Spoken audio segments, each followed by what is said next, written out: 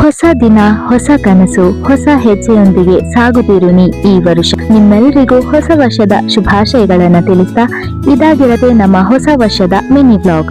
ಈ ಹೊಸ ವರ್ಷದಂದು ನಾವು ಹೊರಟಿದ್ದು ನಮ್ಮ ಟೀಮ್ನವರ ಗೃಹ ಪ್ರವೇಶಕ್ಕೆ. ಲೇಟ್ ಆಗ್ಬಾರ್ದಂತ ಓಡೋಡಿ ಬಂದು ಕ್ಯಾಬ್ ನಲ್ಲಿ ಕೂತು ನಮ್ ಟೀಮ್ನವರೆಲ್ಲರಿಗಿಂತ ಮೊದಲು ನಾವೇ ರೀಚ್ ಆಗಿದ್ವಿ. ಫಲಫಲನೆ ಹೊಳೆಯುತ್ತಿದ್ದ ಸೂರ್ಯನಡಿ ನಿಂತು ತುಸು ಹೊತ್ತು ಕಾದಿದ್ದಾಯ್ತು.